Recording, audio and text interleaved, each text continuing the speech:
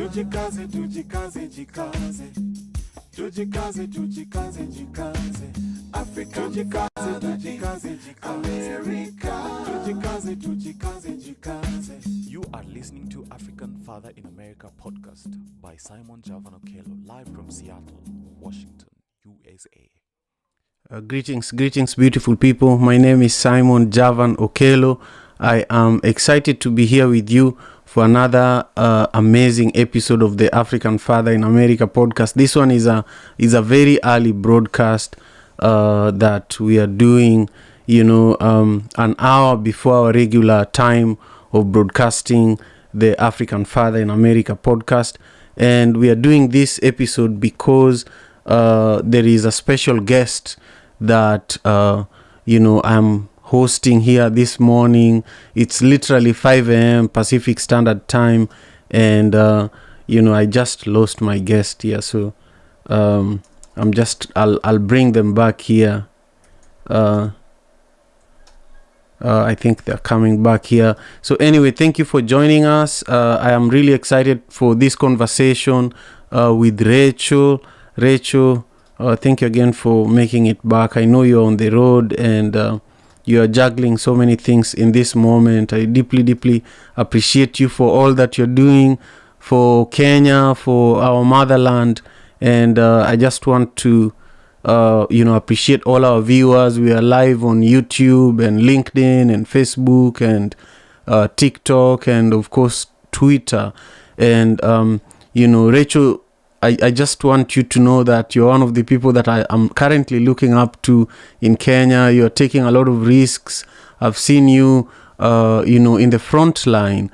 And I just want you to take a moment and introduce yourself, especially to those who are watching from across the world.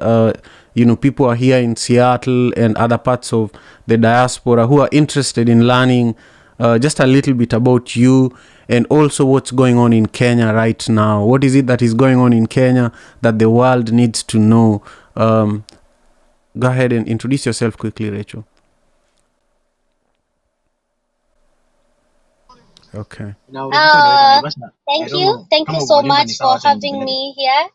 I appreciate. My name is Rachel Tabitha, a youth president, currently doing politics, national politics, but with the opposition. Of course, you know who the opposition leader is. That's Raila Odinga. And I'm also a student leader at national level in KUSO. KUSO is Kenya University Students Organization, where I'm the deputy president. Our president is Anthony Manyara, who is also East African president. But now today we are on the road. I'm sorry, but I hope I'm clear. We are having our first demonstrations on Thursday. You've seen that we've had demonstrations on Mondays, but then the opposition leader, who is Raila Odinga, who is actually my president, said that we have to do the demonstrations every Monday and Thursday. So today is Thursday and we are having our first Thursday demonstrations. So meanwhile, That's excellent. That's the intro about me, but let's talk. I'll also show you how it is like in the streets of Nairobi. Right. When I'm trying to flip my camera, I can't find the option to flip it. Yeah. So while you're looking for that, today's session, I was really hoping that you could educate the people in the diaspora about a few things, about how this is Women's History Month. We are still in March. And, I feel that without women like Winnie Mandela, without women like you currently, of course, Ida Odinga, the wife of Raila Odinga, and many other women who came before us. Here in the US, we have a lot of women who have also done incredible things to safeguard the Black community. And I feel that we needed to highlight your story just briefly because there are very few women who are in the front line, who are part of Jeshi Ababa team, youths who are helping bring awareness to the injustices that are happening in Kenya right now, whether it's electoral injustice, whether it's the cost of living, which is why people are out in the street protesting right now. I just want you to speak about the challenges of being on the road right now. You're literally on the road right now, fighting, to ensure that the cost of living is reduced, fighting to ensure that police brutality is not happening in Kenya. You've been fighting to give students who are struggling. Recently, the university loans in Kenya were just struck out. Speak to that. Just speak to why this is important to you as a woman and as a leader of students in Kenya.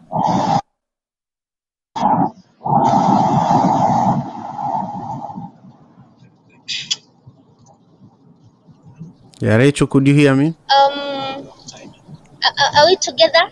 Yes. Yeah, I can hear you. Sure.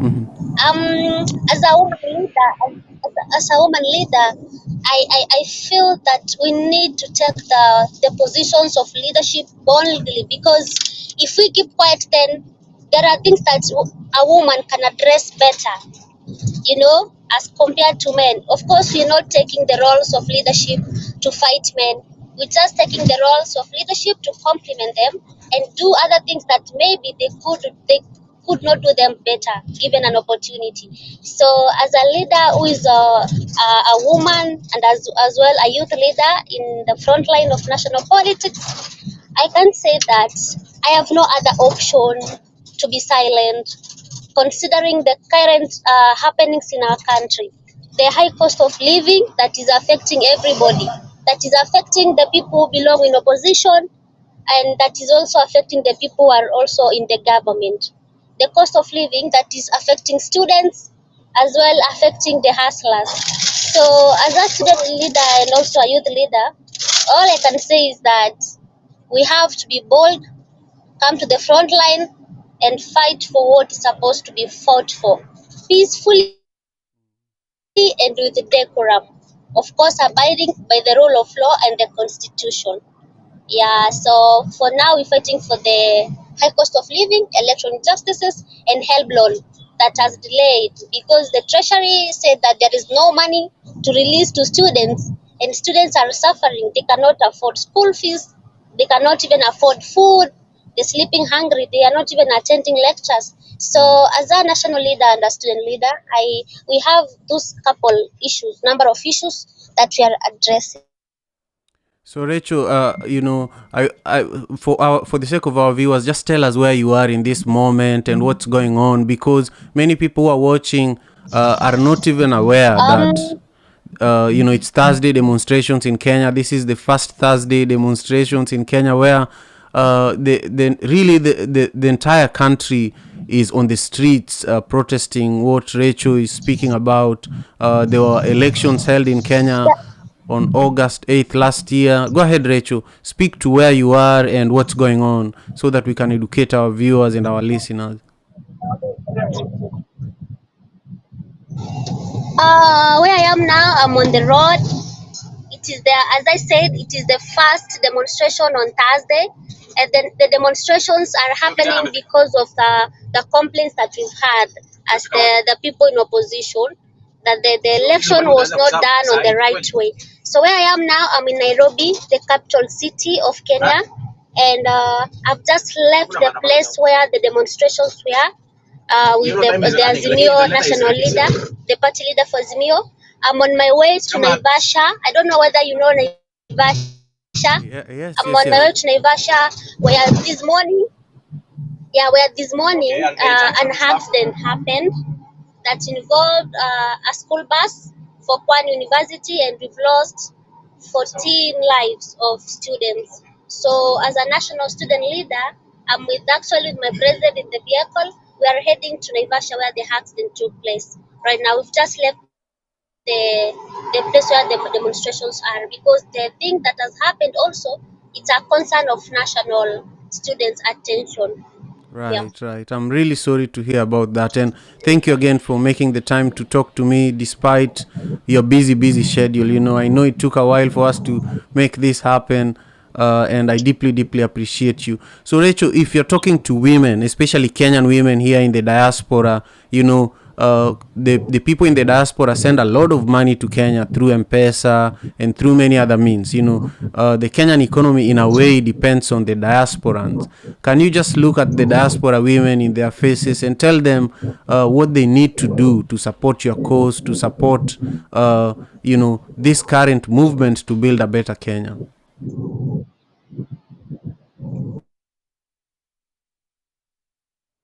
Yeah, as you all can see, Rachel is on the road. She's heading to Naivasha where an accident just happened. Go ahead, Rachel. I can hear you now. I lost you for a second. Okay.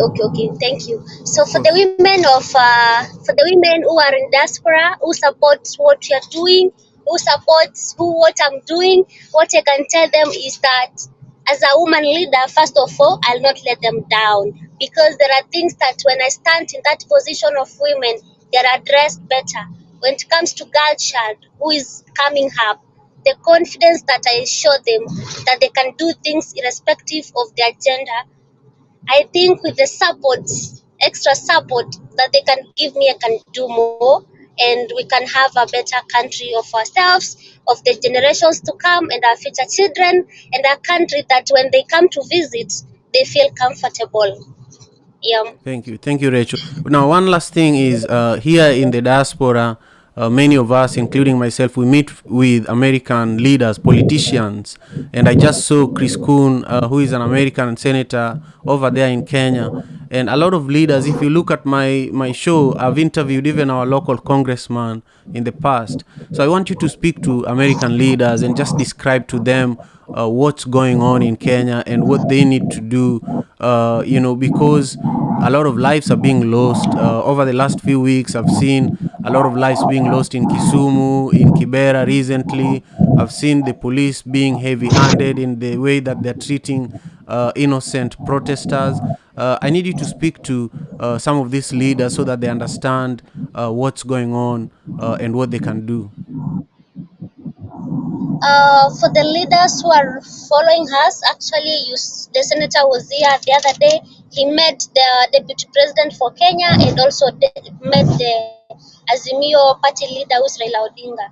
But what I can tell them is that following the police brutality, they need to tell our police that protests are in the Constitution, Article 37, and protesters are supposed to be accorded security, and if they must use force, let them use rubber bullets or tear gas or the water cannons. Let them avoid using the live bullets, because when someone comes to the street to address the issue that is affecting that person, someone comes to the street to say the way the cost of living is high, that person is unharmed. It's just a normal citizen. So when you shoot one person to show the rest of the people that you can also shoot them if they continue, that is like a threat, and you're showing people that they're not supposed to be on the streets. So for the leaders who are following what is happening in Kenya, because I'm sure they are following, can they support us even if it's through social media? They use their social media to tweet. Twitter is good for politics, to tweet what is happening in Kenya and to urge us to maintain peace and order, urge the police to maintain peace and order as well, and things will be fine. We will do our demonstrations, and if what we want it is given to us, that is the cost of living to be lowered, and maybe the servers to be open. If that happens, trust me, the protest will be called off. But meanwhile, we have to be on protest, and we need the protection. So the support that we give them now, it is their support, whether through social media, whether it's through speaking on those media houses over there, whether it's by coming to Kenya, we will really appreciate, because at the end of the day, we are one country, and we don't wish to ban our country. If we ban our country, then we will not have. Excellent. Thank you, Rachel. Rachel Tabitha is a youth president and a student leader in Kenya, and she's literally joining me while on the road. There's been a major accident involving a school bus that was transporting university students from Pwani University in Mombasa, Kenya. And may their souls rest in peace.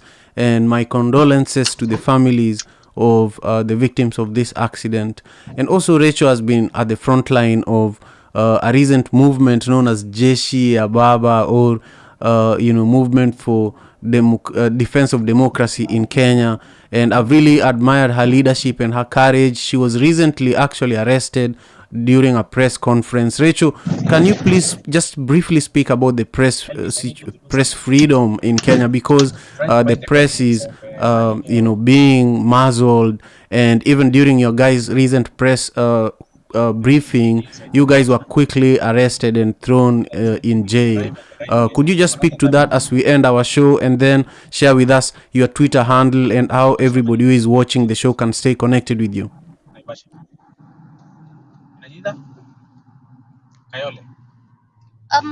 Sure.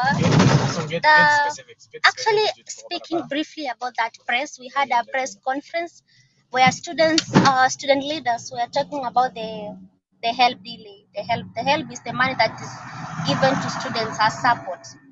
But immediately after the press was done, we were arrested together with the president, Fokuso, and other student leaders. And unfortunately, the policemen also held the media people who were there and told them to delete the footage. Not only that, when it comes to press, also we've had a case of KTN journalist who was told to delete footage that he had shot on people who were on protest. We also had a journalist who were attacked, if you are following the Kenyan news. So we just want to remind the government that the press should be given its own freedom to be independent. Because if any press operates like it is not independent, then it will lose its meaning. So as I can say now, the media is it is not enjoying their freedom of expression. Because if they can be attacked by policemen. It shows that there is no freedom of press. And if it is not well looked at, we might lose it. Because we have people who don't care. We have people who are brutal in the government, and they care less actually about what other people feel. They don't fear about breaking the law somehow. I don't want to accuse them. So what I can say is that the media need to be protected. Let them operate. If the opposition is doing something wrong, let the media report the opposition is doing something wrong. If the government is doing something wrong, let the media be allowed to report that the media is doing something wrong. If the policemen are shooting people, let the media be allowed to show the shooting, not be told to delete the footage because they've taken a photo of a person being shot. So currently, the freedom of media is being experienced, but it is not the way it's supposed to be. Yeah. Thank you, Rachel, and thank you to all our viewers. We have been joined here by a lot of people from TikTok, from Twitter, from from Facebook and LinkedIn, and of course YouTube, where we are right now. So make sure you subscribe to my YouTube channel. And I really thank you, Rachel, for taking the time. I know that this was not easy to make happen considering your busy schedule. So I want to let you go, but I want you to just share two things for me. Share with us how we can support you, how we can stay connected with you, and also any closing remarks, just what you really want to speak about that I haven't asked you yet. Thank you so much for this opportunity as I give my closing remarks. And also, okay, let me just first focus. How you can support me is through social media, of course. If you have any financial help, that will be appreciated because we are really doing a lot of things. We are here and there moving, fueling our vehicles, meeting different student leaders. We hear their grievances, meeting citizens to know what is happening, sorting a lot of issues. But now I think you've asked me a couple of questions, and yeah, the other one is how like you've not asked me about what I want to become in the nearest future. I know. I wanted to I'll ask tell you that, but I'm just being. sorry. Oh, I'd it's like to okay. be a member of parliament or be a senator in Kenya. I have my strategy.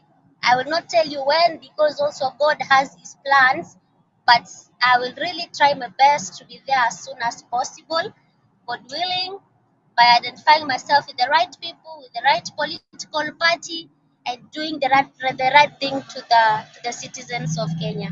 So thank you for having me, Of and I course. will always be following Afia podcast.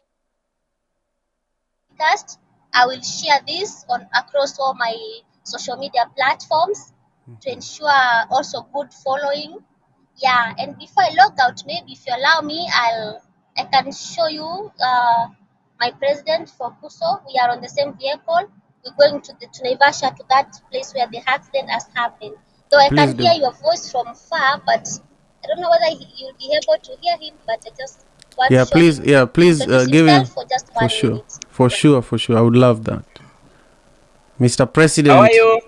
I'm fine, sir. I saw you. I've My seen name is you. Anthony Manyara, the president, Kenya University Students Organization, also doubling as the president, East African Students Union. As you can see, I'm on the road. We are moving towards Naivasha. I so much thank you guys for standing with us, university students, also people who are fighting for democracy here in Kenya, because every voice matters. Every voice matters. Hey, Anthony. I have seen you've been speaking with my deputy. Indeed, we have said the hashtag here is Aluta Continua. We're not going to give up until all we are fighting for, our rights, students' rights, the rights of Kenyans to associate, to demonstrate, are respected. Also, electoral reforms, also seeing how best to hold accountable the government to ensure the high cost of living is addressed. I won't say much, but I'm really appreciate that we can be able to talk to each other. We can be able to address these concerns. The team from Diaspora, thank you so much for studying with us, the leadership of university students, and thank you so much again. Thank you, thank you, Anthony, and thank you, Rachel, for passing the phone to. Thank you for passing the phone to Anthony. I would love to, have both of your emails so that I can introduce you guys to local universities here, so that you guys can directly connect with Kenyan students and student leaders here in the US. Again, thank you for making the time. And stay safe, guys. We need you guys safe, and we need you guys in leadership positions very, very soon. So keep up the good work and many blessings. All right. Thank you so much. Tuko Ah, pamoja. asante sana. Safiri salama. Shukran kabisa. Thanks a lot. All right. And to all our viewers, thank you again for making the time for this special broadcast with Rachel Tabitha, who is a youth president, in Kenya. She's leading from the front. She's doing incredible work to safeguard democracy, freedom of speech.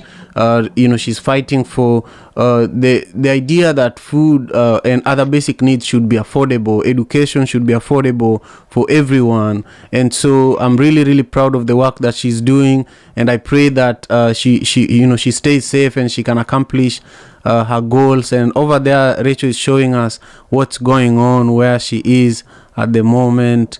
So I just thank you, Rachel.